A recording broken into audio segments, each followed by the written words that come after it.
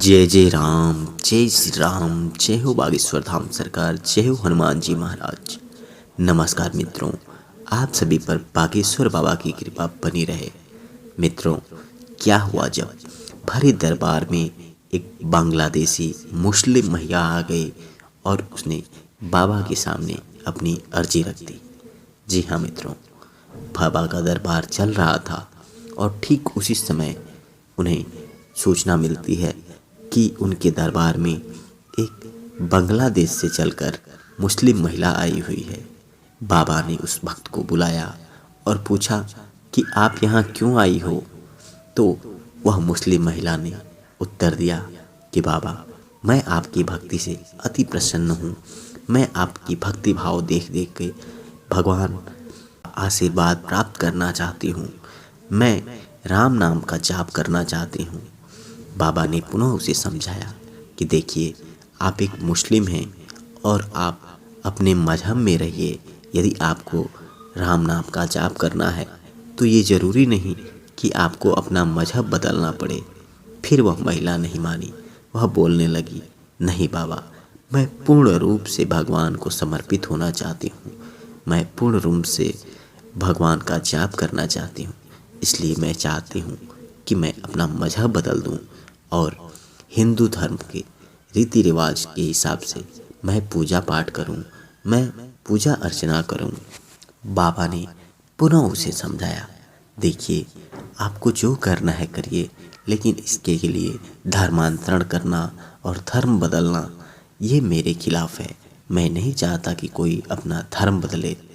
फिर उस महिला के बार बार आग्रह करने पर, निवेदन करने पर, भगवान की पूजा अर्चना के लिए अपनी अर्जी लगाने पर बाबा मान गए, क्योंकि वह महिला पिछले 6 से 8 महीने से बागेश्वर धाम सरकार की वीडियो देखती थी, यूट्यूब पर उनके चैनल्स को देखती थी और जैसे जैसे बागेश्वर बाबा कहते हैं वैसे वैसे वो उन कार्यों को करती थी जिससे कि भगवान की शक्ति मिल सके और भक्ति मिल सके। बागेश्वर बाबा के दरबार में आने के लिए कई बार उसने अपना पासपोर्ट लगाया, वीज़ा के लिए अप्लाई किया, लेकिन हर बार उसे निराशा ही हाथ लगता था।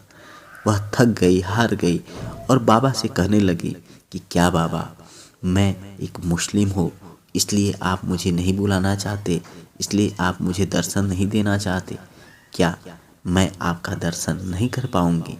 वह थक हार के अंतिम बार जाकर बाबा के दरबार में जाने के लिए वह वीज़ा लगाने के लिए गई।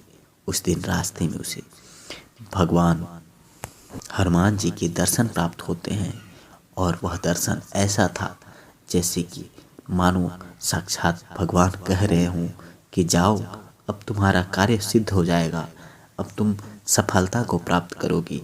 और जैसे ही वह महिला उस वीज़ा के लिए जाकर उस दिन फिर से अप्लाई किया, वह सफल हो गई। उसे वीज़ा मिल गया इंडिया आने के लिए और वह बांग्लादेश से चलकर इंडिया बागेश्वर धाम सरकार के दरबार में पहुंची और यहाँ पर भी उसे जांच पड़ताल का सामना करना पड़ा। फिर भी वह बाबा की भक्ति के लिए पूरी तरह से समर्पित थी और बागेश्वर धाम सरकार ने उसे बुलाया और उसका हाल चाल जाना, कैसे आए, क्यों आए, उसने सारी कहानी कह बताई और वह कहने लगी कि हे बाबा, आप ऐसा आशीर्वाद दे दीजिए, आप ऐसी कृपा बना दीजिए मुझ पर कि मैं जीवन भर आपकी भक्ति करती रहूं, आपकी भक्ति में ही मैं समर्पित रहूं और मेरा जीवन का उद्धार हो जाए।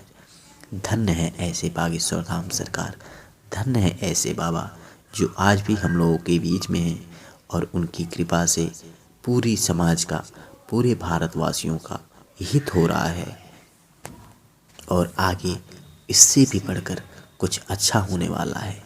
सनातन धर्म की सदा ही जय हो। हर समय कोई न कोई एक ऐसा धरती पर आया है जिसने सनातन धर्म को आगे बढ़ाया है और सनातन धर्म का प्रचार प्रसार में अपना जीवन समर्पित कर दिया है। ऐसे हैं हमारे पंडित धीरेन्द्र शास्त्री जी और उनके आशीर्वाद से आपका भी उद्धार होगा, आपका भी कल्याण होगा। बागेश्वर बाबा की कृपा आप सभी भक्तों पर बनी रहे। यदि आपको वीडियो अच्छे लगते हैं तो वीडियो को लाइक करें, चैनल को सब्सक्राइब करें। और यदि बागेश्वर बाबा के सच्चे भक्त हैं तो कमेंट बॉक्स में जय हनुमान जय श्री राम लिखना ना भूलें।